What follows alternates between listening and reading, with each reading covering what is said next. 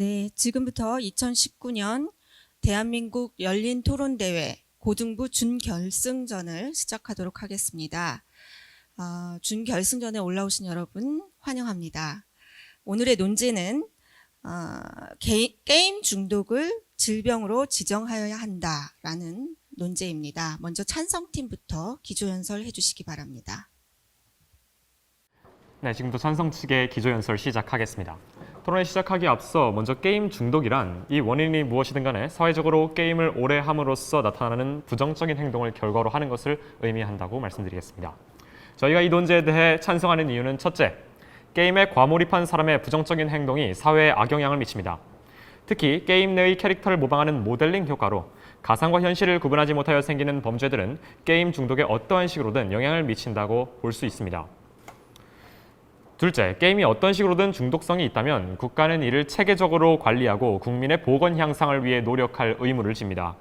헌법 제35조 1항과 제36조 3항에서는 국민의 환경권과 보건에 대해 국가의 보호를 받을 권리를 명시하고 있습니다. 마지막으로 셋째, 게임 중독으로 인해 경제적 손실이 많이 발생합니다. 2011년 진행한 온라인 게임 셧다운제 도입에 따른 비용 편익 분석 연구에 따르면 게임 중독에 의해 발생하는 비용은 5조 4천억 원에 달했습니다. 이러한 세 가지 이유로 저희는 게임 중독을 질병으로 지정해야 한다 주장합니다. 잘 들었습니다. 반대팀 기조연설 해주시기 바랍니다. 토다라팀 발언 시작하겠습니다. 저희 반대 측은 다음 세 가지 근거를 들어 게임 중독을 질병으로 지정하는 것에 반대합니다.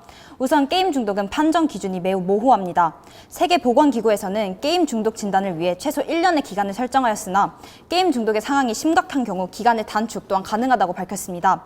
그러나 이에 대한 규정이 존재하지 않으며 게임에 대한 조절력을 판단할 기준을 정의하지 않고 있습니다.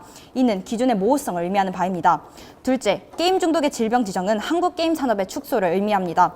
지난해 우리나라의 전체 콘텐츠 수출액 중 게임은 75억 달러로 과반인 56.6%에 이릅니다. 이처럼 우리나라의 전반적 수익을 책임지는 게임 산업을 규제하거나 이에 사회적 무언의 압박을 가한다면 게임 산업에 큰 피해가 될 수 있습니다. 셋째, 게임 중독의 질병 지정에 따른 악용 가능성이 우려됩니다. 게임 중독이 질병화된다면 범죄를 저지른 사람이 본인의 행위 원인을 게임 탓으로 돌리거나 혹은 게임 이용 장애를 이유로 병역과 같은 사회적 의무를 회피할 수 있습니다. 이러한 악용은 사회적 혼란을 초래할 가능성이 있습니다. 이상입니다. 네, 잘 들었습니다. 이제부터 본격적인 토론을 시작할 텐데요. 반대팀부터 시작해 주시기 바랍니다. 네, 반대팀 자유토론 시작하도록 하겠습니다. 우선 찬성팀께서 첫째 논거로 과몰입을 하여 사회적 악영향을 줄 수 있다. 게임이 그러한 효과가 있다라고 주장을 하셨는데 저희는 과연 게임의 범위를 어디까지 두어야 하는지 여쭙고 싶습니다. 저희가 생각하기에 난폭한 게임, 폭력성이 있는 게임, 가상현실에서 빠져나오지 못하는 학생들이 존재할 수 있다는 점 물론 인정합니다. 그러나 저희는 이러한 게임도 있으나 오히려 뇌가 더 좋아지고 아이들이 창의적으로 생각하며 사회적 참여를 게임을 통해서 도움이 된다는 그런 게임도 저희는 발견할 수 있었습니다. 즉, 게임의 범위를 어디까지 두어서 게임 중독자를 어떻게 판명해야 하는지 여쭙고 싶습니다. 또한 셋째로 경제적 손실을 이뤄낼 수 있다라고 주장하셨는데요. 저희는 앞서 입론에서도 말씀드렸지만 오히려 이런 게임 중독을 질병으로 지정할 경우 게임 산업이 축소될 수 있다라고 주장을 하는 바입니다. 게임이 질병으로 인식되면 사회적으로는 부정적인 인식이 작용될 것이고 이는 사람들, 게임 이용자로 하여금 오히려 게임을 이용하지 않을 가능성을 높여 게임 산업을 축소시키지 않을까 하는 의견을 여쭙고 싶습니다. 네, 그러면 답변 드리도록 하겠습니다. 네, 우선 저희는 게임의 범위에 대해서는 따로 설정을 하고 있지 않습니다. 그 WHO에서 기준한 게임 중독이라는 것에 따르면 어떤 게임에 몰입하여서 그 자신이 일상적으로 할 수 있는 어떤 행위를 못하는 것을 뜻합니다. 한마디로 어떤 게임을 하느냐가 문제가 아니라 그 게임에 몰입을 해서 자신이 해야만 하는 일을 못하는 그런 상황이 문제를 제기한 것입니다. 그렇기 때문에 저희는 그 게임의 범위는 한정하지 않는다라고 하겠습니다. 네, 또한 이 경제적 손실이 발생했으니까 게임 산업의 축소가 우려된다라고 말씀하셨는데 저희가 입론에서 말씀드렸던 것과 같이 이 게임 중독에 의해 발생하는 모든 비용을 추계해보면 약 5조 4천억여 원에 달한다고 합니다. 이는 1년 게임 산업 매출보다도 높은 수치에 해당합니다. 만약 그렇다면 이 게임에 대해서 질병으로 인정을 하지 않고 계속 놔뒀을 경우 게임 산업이 과연 건전한 게임 산업을 계속 유지해 나갈 수 있을지, 오히려 장기적으로 봤을 때 게임을 질병으로 규정하는 것이 오히려 게임 산업 전체에 이익이 되는 방향은 아닐지 여쭙고 싶습니다. 첨언해 드리자면은 저 통계는 국내 게임 그런 순이익을 기준으로 산출한 결과이고요. 그리고 추가적으로 질문 드리겠습니다. 그 게임 중독이 만약에 질병으로 지정된다면 그것에 대한 악용 가능성을 말씀해 주셨는데요. 그렇게 따지면 현재 있는 우울증이나 ADHD 같은 것도 정상 참작이 되고 있습니다. 그렇게 따지면 그런 상황에서도 똑같이 발생할 수 있는 문제인데 이것을 게임 중독에서 말하는 것은 어느 정도 논제가 벗어난 것 같습니다. 왜냐하면 게임 중독의 지정만으로 일어날 수 있는 일이 아니기 때문이죠. 저 마지막으로 질문해주신 게임 중독을 악용 가능성으로 보기엔 좀 어렵다라고 해주셨는데요. 저희는 이런 게임 중독뿐만 아니라 다른 여타 우울증과 같은 정신질환으로 발생하는 악용도 문제점이라고 보고 있습니다. 이러한 문제점, 악용이 발생할 수 있는 점, 우리 사회가 개선하고 발전해야 하는 부분입니다. 저희는 이러한 것을 함께 포함하여 게임 중독 또한 악용 가능성이 우려되어 이것을 미연에 방지하고자 하는 차원에서 말씀드렸던 것입니다. 그리고 앞서 게임을 해야만 하는 것을 못할 때, 그리고 오로지 게임이 항상 우선시 될 때, 이제 이것을 게임 과몰입이라고 말씀해 주셨고, 이것이 바로 저희가 오늘 토론장에서 얘기해야 할 주제라고, 그러니까 대두돼야 하는 문제인데, 저희는 그렇다면 이 해야만 하는 것을 못하는 경우, 게임이 더 우선시 되는 경우, 어느 정도 지속되는 경우, 이것에 대한 게임을 중독이라고 판정하는 기준은 정확히 어떻게 될까요? 현재 WHO에서 제정해준 기준 또한 저희가 보고 왔습니다. 그러나 이 부분에 대해서도 저희는 아직 많이 모호하다라는 생각이 들어 이런 게임 중독 판정 기준에 대해서 한 번만 얘기해 주시면 감사하겠습니다. 네, 답변 드리겠습니다. WHO, 이 세계보건기구에서 지정한 이번에 6C51이라는 질병 코드로 지정되었던 중독행위에 의한 장애, 저희는 이것이 충분히 명확한 근거를 가지고 있다고, 명확한 기준을 가지고 있다고 생각합니다. 또한 이 WHO의 ICD 보고서에 근거가 된 미국 정신의학협회 DSM에서 판단하는 게임 중독의 9가지 기준, 그것 또한 굉장히 명확한 범죄에 속한다고 생각하는데, 그렇다면 다른 주관적으로 판단할 수 있는 정신질환들, 예를 들어 우울증이나 ADHD 같은 것들이 될 수 있겠죠. 그렇다면 이런 것들은 현재 어떻게 판단하고 있으며 이에 대한 주관적인 판단, 이에 대한 문제가 왜 계속해서 발생하고 있지 않은 것인지에 대해서 질문드리겠습니다. 첨언을 하자면은 우선 그 WHO의 그 기준이 모호하다라고 하셨습니다. 네, 하지만 저희는 이것이 오히려 당연하다라고 생각합니다. 왜냐하면 WHO에서 세부적인 기준 대신 일반적인 기준을 제시하는 까닭은 각 국가에서 자율적으로 기준을 설정할 수 있도록 하는 방법을 선택한 것입니다. 회원국마다 게임을 원활하게 수행할 수 있는 그런 인터넷 환경도 다르고 디지털 그런 기기의 보급률도 다릅니다. 그리고 게임 중독에 대한 사회성, 심각성에 대한 인지도 다릅니다. 그렇기 때문에 오히려 WHO의 세부적인 기준을 정한다라고 하면은 그것은 그 회원국들의 자유를 침해한다라고 볼 수 있습니다. 그리고 추가적으로 그 우울증과 ADHD 같은 정신질환의 문제 역시 심각하다라고 말씀해 주셨는데, 반대 측에서 말씀해 주셨듯이 그것은 저희 사회에서 일어나고 있는 문제점이 우리가 논의해야 될 방향입니다. 하지만 이것은 게임 중독으로 인해서만 발생할 수 있는 문제가 아니라 우리 사회에서 전체적으로 그런 비리 같은 문제들로 인해 발생할 수 있는 문제이기 때문에 이 논제에는 적절하지 않다라고 말씀드리겠습니다. 또한 게임 중독으로 인해서 오히려 게임 중독으로 인한 경제적 비용이 오히려 더 클 수 있다. 장기적으로 봤을 때 그 이익이 턴어라운드가 되는 시점이 있을 수가 있다라고 말씀드렸는데, 그것에 대한 답변 부탁드리겠습니다. 그리고 추가적으로 국가의 책임, 한마디로 국민의 건강권은 어떻게 보장할 것인지에 대한 대안도 역시 제시해 주시기 부탁드립니다. 일단 첫 번째로 입론에서 말씀해 주셨듯이 환경권 그리고 보건에 관한 이야기를 해주셨습니다. 그러나 저희 측은 환경권과 보건 등 국가가 해줘야 할 역할을 먼저 인지하기 전에 국민으로서 가져야 되는 권리에 관해 이야기 드리고 싶습니다. 게임은 하나의 여가 활동으로 볼 수 있습니다. 그러나 이를 질병이라는 이유로 게임을 하는 것을 제한한다면 우리가 여가 활동을 자유롭게 할 권리를 제한하는 것이라고 볼 수 있습니다. 유엔 아동권리협약에 따르면 게임이라는 것은 하나의 놀이로 지정되어 있습니다. 그러나 놀이를 과몰입하고 많이 한다고 하여 놀이를 질병으로 지정하는 것은 우리의 권리를 침해하는 일이 아닌가 생각이 듭니다. 그리고 두 번째로 기준의 모호성이 당연하다고 말씀해 주셨습니다.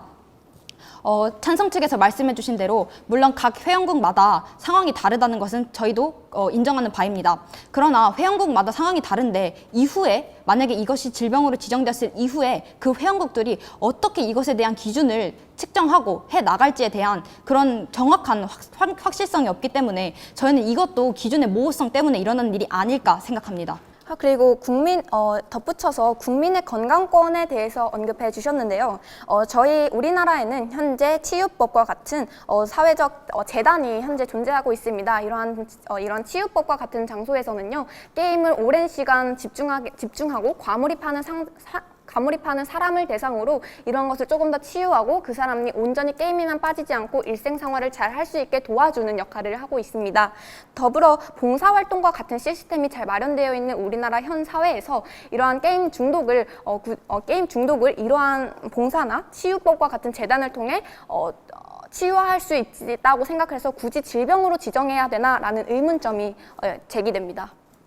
여러 가지 이미 현행 실시하고 있는 뭐 재단 같은 것도 있고 봉사활동이 굉장히 뭐 활성화되어서 이런 것들로 오히려 대체를 할 수 있다라고 말씀하셨는데 사실 명확한 일단 인과 근거가 필요합니다. 이러한 그 자발적인 개인의 활동으로 게임 중독이라는 하나의 현상을 어떻게 막을 수 있을지 또한 뭐 재단에 대해서 말씀해 주셨는데 그것에 이제 재단에 대한 성과 뭐 1년에 몇 명을 치료했는지 아니면 어느 정도의 그 성과를 내었는지에 대한 객관적인 통계 자료가 필요하고요. 두 번째로 이제 아동의 권리다. 그러니까 청소년들이나 이런 아이들이 게임을 할 수 있는 것은 여가를 위한 권리다라고 얘기를 해주셨는데 그렇다면 유엔 아동권리협약에서 얘기하고 있는 내용은 이 아동의 장기적인 최선의 이익을 증진한다라고 되어 있는데 그렇다면 이 과연 장기적인 최선의 이익이 게임을 그냥 하도록 여러 가지 게임에 노출되도록 놔두는 것인지 아니면 적절하게 게임을 컨트롤하고 보호자가 그 게임에 대한 선별력을 기를 수 있게 해주는 것이 아동의 장기적이고 최선의 이익에 맞는 것인지 이에 대한 반문 드리겠습니다. 네, 그리고 첨언하도록 하겠습니다. 방금 반대 측에서 회원국마다 그것이 상황이 다르다라는 걸 동의해 주셨습니다. 네, 그것은 맞습니다. 그리고 그것에 대한 정책을 어떻게 적용할지에 대해서 질문을 해주셨는데 그 정책 같은 경우는 지금 우리나라처럼 서로 사회적 합의가 이루어져서 되는 정책입니다. 그렇기 때문에 지금 WHO의 그런 질병 기준 같은 것은 모호하고 그것을 정하는 것은 이제 그 국민들끼리 그 사회적 합의를 통해서 정책을 정하는 것입니다. 그리고 추가적으로 저희가 말씀드렸다시피 지금 게임 중독으로 인해서 사회적 비용이 5조 정도가 발생하고 있습니다. 이것은 지금 현행법상으로 게임 중독 문제를 해결할 수 없고 게임 중독 문제가 현재 매우 심각하다라는 것을 입증하고 있습니다. 그리고 추가적으로 어떤 방식으로 그 국민의 건강권을 지킬 수 있는지에 대한 그런 대안 제시가 아직 대안 제시를 해주시지 않으셨습니다. 지금 게임 중독으로 인한 피해 발생량이 5조 정도가 된다고 말씀해 주셨는데요. 서울대 산학협력단이 지난해 12월 분석한 자료에 따르면 WHO의 결정으로 우리나라가 2022년부터 게임 중독을 질병으로 취급하게 된다면 게임 산업이 위축되어 향후 11조 원이 넘는 경제적 손실을 볼 것이라는 연구 자료를 나타내었습니다. 물론 5조랑 11조 원의 차이는 엄청납니다. 물론 5조 원이 적다는 내용의 이야기를 말씀드리는 것이 아닙니다. 그러나 저희가 11조 원이라는 피해를 보기 이전에 그 5조 원을 해결하기 위해서 지금 게임 중독에 대한 사항을 좀 더 발전시키고 개선을 해야 한다라고 저희는 주장합니다. 굳이 게임 중독을 질병으로 지정하지 않아도 게임 중독을 우리가 치유할 수 있고 그런 방안을 마련할 수 있음에도 굳이 왜 질병으로 정해야 하는지에 대해 저희는 묻고 싶은 바입니다. 그리고 이러한 방안 중 하나가 저희는 아까 제시한 봉사활동이나 이러한 학교적으로 혹은 그런 재단에서 운영을 하면 충분히 치료가 가능하지 않을까에 대해 언급하며 물론 찬성 측에서 말씀해주신 치유법에 관한 성과나 수치 등의 객관적인 통계 자료 필요하다는 점 저희도 인정합니다. 네, 답변드리겠습니다. 이제 그 WHO가 제시한 자료에 따르면 뭐 우리나라가 이것으로 얻는 손해가 훨씬 클 것이다라고 말씀을 해주셨는데 이것은 단기적인 숫자로 뭐 비용 계산으로 되는 게 아닙니다. 이것이 사회 전반에 미칠 장기적인 영향을 고려해야지 단기적으로 이것이 손해가 더 크기 때문에 이런 방식으로 나아가야 한다는 하나의 근거가 될 수 없습니다. 또한 그리고 그러한 치유법 등의 재단이 어떻게 활동하고 있는지 객관적인 근거를 제시해주지 않은 것은 논리에 모순점이 생길 수 있다 생각합니다. 그리고 추가적으로 첨언을 드리자면은 저희가 말씀드린 5조는 지금 아까도 말씀드렸듯이 현행법상으로 이 문제는 제대로 해결되고 있지 않다라는 것을 증명하는 자료입니다. 그리고 방금 반대 측에서 그런 대안 같은 경우에 통계적 수치는 없고 하지만 그런 결과는 어느 정도 긍정적일 것이라 예측할 수 있다라고 하셨습니다. 하지만 지금 반대 측에서 게임 중독을 질병으로 지정하는 것에 반대하는 이유는 그것의 긍정적인 효과가 될 것인지에 대해 알 수 없기 때문입니다. 그렇게 따지자면은 반대 측에서 대안을 주장하는 것과 모순이 있다라고 생각이 듭니다. 한마디로 게임의 질병을 중독으로 지정하는 것은 어떤 효과를 가져올지 모르기 때문에 이것은 반대를 하지만 우리가 주장하는 대안은 긍정적인 효과를 가지고 올 것이라 예측하기 때문에 찬성한다. 이것은 충분히 모순되는 점이라 생각됩니다. 네, 또한 아까 추가적으로 요구드린 봉사활동 같은 개인의 자발적인 행동이 어떻게 게임 중독의 그 해소에 영향을 미칠 수 있을 것인가에 대한 명확한 인과관계 제시 부탁드립니다. 게임 중독을 질병으로 취급한다에 대한 효과성 그리고 장기적인 영향을 고려해야 된다라는 측면으로 이해를 했습니다. 저희는 이러한 모든 것을 고려해 보았을 때 오히려 게임 중독을 질병으로 지정하는 것이 장기적으로 보았을 때 사회적인 부정적인 인식을 받을 수 있다는 점을 한번 이야기해 보고 싶습니다. 게임 중독이 질병으로 지정된다면 그 사회 속에 살아가고 있는 게임을 이용하는 사람들은 사회로부터 사람들의 시선으로부터 주변들로부터 사회적인 부정적인 인식, 안 좋은 인식, 영향 등을 받게 되지 않을까. 이러한 점이 심리적, 정신적으로 오히려 더 불안한 증세를 야기시키는 것은 아닐까 하는 점을 여쭙고 싶습니다. 그리고 또 첨언을 하자면 산성님께서 언급해 주신 미국 정신의학회 자료에 대해서 여쭙고 싶은데요. 미국 정신의학회는 추가적인 연구와 데이터 축적이 필요하다고 판단하여 WHO의 결정을 따르지 않기로 결정했다고 이미 발표한 바가 있습니다. 이에 대해 어떻게 생각하시는지 궁금하고요. 또한 구체적인 자료를 언급해달라고 말씀해 주셨는데요. 건국대 문화콘텐츠학과 교수님이 4년간 청소년 2,000명을 대상으로 연구한 결과는 주목할 만한 그런 유의미한 결과를 얻었습니다.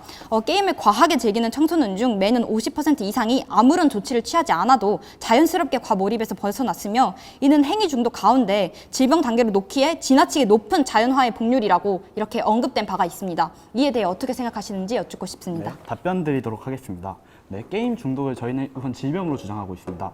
그리고 저희는 예시를 하나 들어드릴 건데요. 저희는 감기에 걸린다. 감기에 걸리면은 저희는 그 과정 동안은 고통을 받습니다. 하지만 결과적으로 사람은 자연치유를 하게 됩니다. 한마디로 질병은 자연치유가 됩니다. 하지만 그 과정에서 고통스럽고 그 과정에서 불이익이 발생하고 그 과정에서 피해가 발생하기 때문에 사람들은 그것을 질병으로 지정하고 병원 같은 그런 치료 시스템을 도입하는 것입니다. 저희는 게임 중독 역시 그것이 자연적으로 낫긴 하지만 그 청소년들이 그 과몰입군 돼 있는 그 상태 동안의 그 피해를 감수시키기 위해서 이 질병을 지정하는 것을 동의하는 것입니다.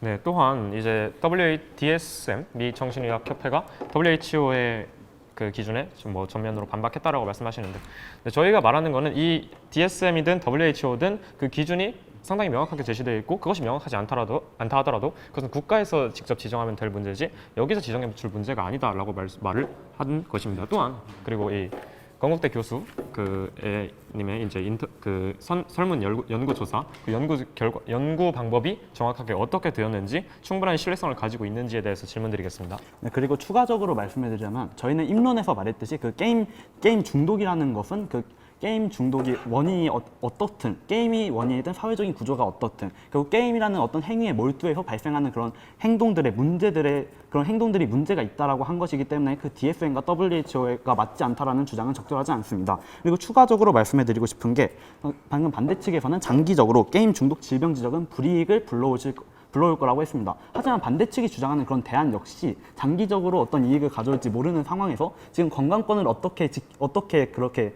국가가 의무를 지고 수호할 것인지에 대해서 대안을 제시해 주지 않은 상태에서 이것도 가능성을 제시해 주시는 것은 좀 그것이 맞지 않다라고 생각합니다. 구체적인 통계 자료를 제시해 주시기 바랍니다.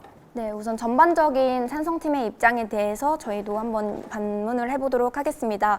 게임 중독에 따른 질병 그리고 그 치료법에 대해서 이야기를 나누고 있는 것 같습니다. 저희 팀은 게임 중독은 그 원인이 게임에 있다고 보지 않습니다. 그 게임을 하는 그 과정과 게임의 그 본질 그 사이에서 게임 중독자가 발생했다고 생각을 합니다.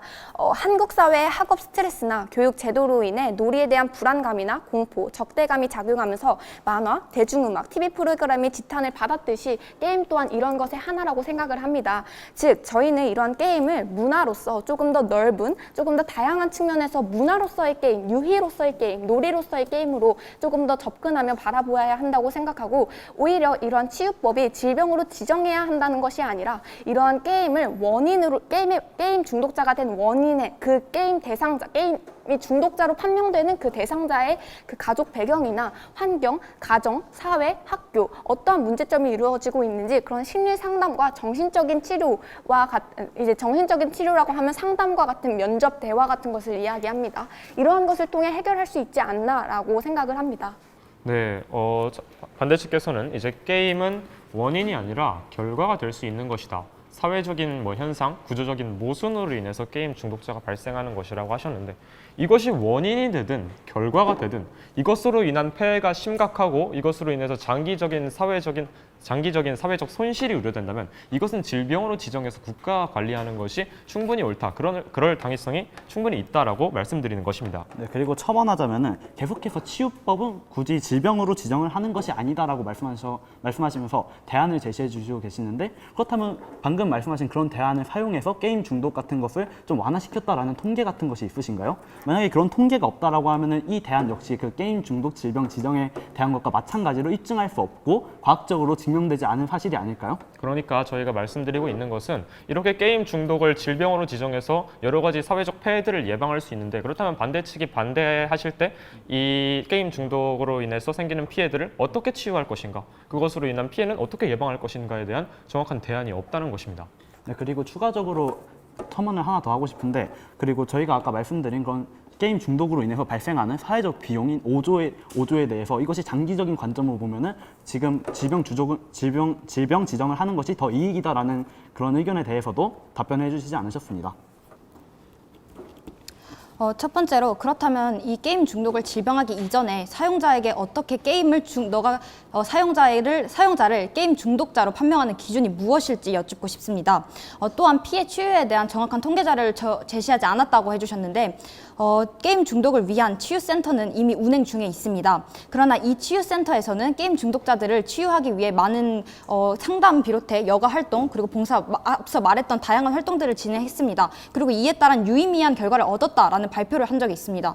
그렇다면 그러한 유의미한 결과가 어떻게 되는지에 대한 정확한 통계 자료가 필요한 상황이고요. 네, 그리고 추가적으로 첨언해 드리고 싶은 것이 지금 현재 그 게임 중독자 판명 기준 같은 것이 어떻게 돼 있냐라는 것에 대해서 질문을 주셨습니다. 지금 현재 그 게임 중독자 질병 지정 같은 경우에는 이제 화두에 올라서 이제 화제가 되고 있는 그런 것입니다. 그렇기 때문에 지금 현재 사회적 합의를 통해서 정책을 지정해 나가기 위해서 이런 WHO의 그런 권고가 필수적인 것이죠. 한마디로 게임 중독이라는 것에 대해 명확히 알고 이 문제를 해결하기 위해서는 이 질병 지정이 필수적이다라는 것입니다. 말씀해 주셨듯이 WHO의 권고사항입니다. 권고라는 것은 곧 따라야 한다라는 의미가 아닙니다. 그리고 두 번째로 사회적 합의가 있으면 이를 질병으로 지정한 이후에 정책을 개정할 수 있다고 말씀해 주셨는데요. 저는 사회적 합의가 일어날 수 있을지에 대해서도 의문이 갑니다. 지금 우리나라조차에서도 문화체육관광부와 게임 산업에서도 많은 반발이 일어나고 있습니다. 근데 보건복지부가 찬성을 했다고 해서 게임 산업과 또한 문화 이런 관광부에서 무조건 찬성을 하지 않을 것이라고 저는 생각을 합니다. 그래서 과연 WHO의 권고 이후에 사회적 합의가 일어날 수 있을지에 대해 의문을 제기하고 싶습니다. 네, 발언하겠습니다. 네, 아까 말씀드렸듯이 지금 이렇게 정책을 지정하는 과정에서는 사회적 합의가 필수적입니다. 그리고 지금 이런 권고 사항에 대해서 보건복지부와 문화체육관광부가 이렇게 논의를 하는 것 자체가 지금 현재 사회적 합의가 활발히 이루어지고 있다는 것입니다. 한마디로 이런 협의를 통해서 유의미한 이런 게임 중독에 관한 실제로 문제가 있는 것일까 아니면 우리에게 어떤 손해가 될 것인가 그런 것에 대해서 논의가 이루어지게 되고 그 최종적으로 사회적 합의가 된다는 것을 저희는 말씀드리고 싶은 것입니다. 그러면 지금 활발성에 대해서 언급을 해주셨는데요. 활발하게 진행이 된다고 해서 그것이 좋은 결과로 나올 수 있을지에 대해 의문을 제기하고 싶습니다. 그리고 또한 장기적인 이익에 대해서 많이 언급을 해주셨는데요. 저희는 왜 게임 중독을 질병으로 지정하는 것에 이익을 따져야 하는지에 대해 묻고 싶습니다.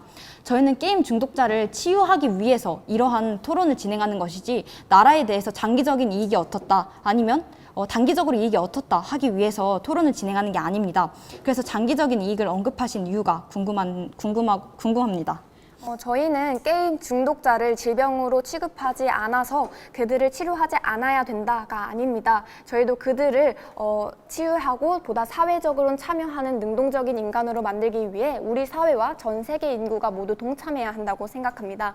다만 이것을 질병으로 지정을 함으로써 사회적으로 받게 될 부정적인 영향과 안 좋은 인식이 우려되는 차원에서 저희는 오히려 다른 대안으로 봉사활동 혹은 치유법과 같은 재단의 설립을 도움을 통해서 오히려 이러한 게임을 과몰입하는 사람들을 도와주는 것이 저희가 세운 대안입니다. 네, 저희는 여기까지 발언을 하도록 하겠습니다. 네, 저희도 여기까지 하도록 하겠습니다.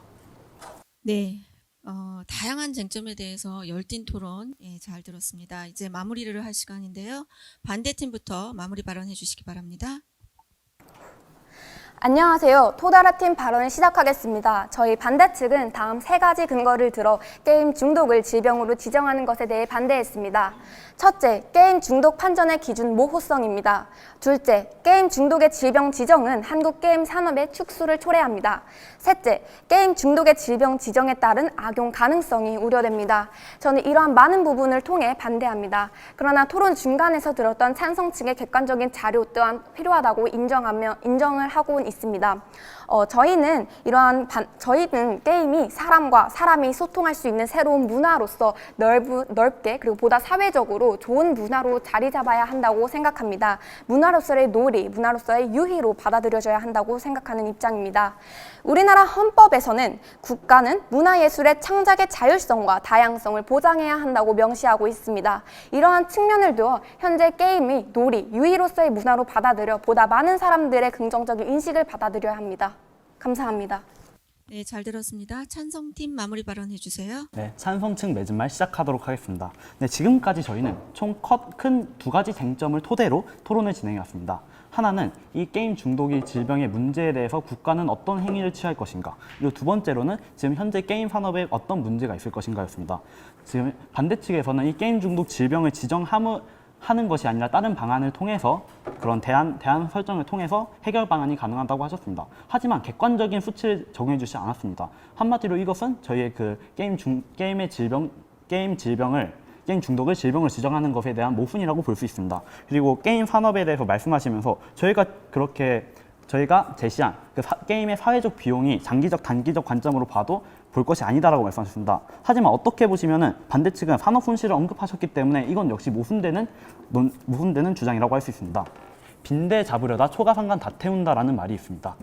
저희는 이 커다란 초가상간을 지킬 것이지 이 빈대를 잡으려고 다 태우는 방향을 선택해서는 안 될 것입니다. 이상입니다. 네, 말씀 잘 들었습니다. 자, 저희가 심사평을 좀 해드릴 텐데요. 옆에 심사위원님께 마이크를 넘기도록 하겠습니다. 네, 열띤 토론 해주셔서 정말 잘 들었습니다. 전체적으로 제가 좀 이야기를 드릴 텐데요. 먼저 토론은 우리가 여러분들이 지금까지 많은 부분을 준비를 하고 여러분들 머릿속에 많은 부분을 넣었겠지만 가장 중요한 건 읽는 것보다 말하는 식으로 토론을 해야 됩니다. 그래서 토론에서 가장 중요한 거는 대안 제시예요. 근데 하지만 우리가 이 문제에 대해서 여러 가지 생각해 보지 않았기 때문에 대안 제시를 한다는 것 차원 자체가 어렵다는 생각이 듭니다. 그렇기 때문에 여러분들이 자료를 가지고 있는 자료가 이게 좀 객관화된 자료인지 뭐 교수님이 쓰신 논문이나 아니면 여러분들 협회에서 나오는 자료라고 하더라도 이게 객관적으로 어떻게 우리가 입증할 수 있는가, 뭐 신문도 우리가 다양하게 보잖아요. 그러니까 마찬가지일 것 같아요. 그래서 자료에 대해서 조금 더 이게 입증된 자료인지를 여러분들이 조금 체크를 하고 나오시면 더 좋겠다는 생각이 좀 들었습니다. 그리고 세 번째로 포커페이스입니다. 여러분들이 우리가 의견을 나누다 보면 뭐 기분이 상할 수도 있고 또 때로는 나 의견과 달라서 여러분들이 생각하지 못했던 그런 의도적인 행동이 나올 때가 있습니다. 네, 여러분들 중심을 잘 잡고 이뿐만이 아니라 내년에도 토론에 또 나오실 수도 있고 또 대학교 들어가면 여러분들이 또 토론에 대해서 관심이 있을 거라고 생각이 들었기 때문에 제가 얘기를 드립니다. 감사합니다. 저도 조금 심사평을 하겠습니다. 일단 두 팀 다 공통점으로 너무들 두 팀 다 잘해요. 예, 다 잘하셨고요. 다만 이제 아쉬운 점은 두 팀 동일하게 속도가 너무 빠르죠. 예, 왜냐하면 너무 아는 게 많고 우리가 할 말이 많아서 그래요. 그러니까 준비를 여러분들이 얼마나 열심히 했는지가 온전히 느껴져서 좋긴 했지만 너무나 속도가 빠르고 또 하나는 질문을 그러니까 한 번에 3-4개씩 막 하는 거예요. 그러면 이게 토론이 원래 질문을 단계적으로 하면서 상대방의 논리적 모순을 이끌어내는데 좀 초점이 맞춰져야 되는데 막 여러 가지 질문을 하니까 토론의 흐름이 일관되게 이렇게 흘러가는 느낌은 좀 없다라는 생각이 들었고요. 그다음 이제 각 팀별로 말씀을 드리면 찬성팀은 정말 상대방의 그 논리적 모순을 지적하거나 이끌어내는데 굉장히 훌륭한 팀인 것 같아요. 다만 이제 반박도 굉장히 잘했고요.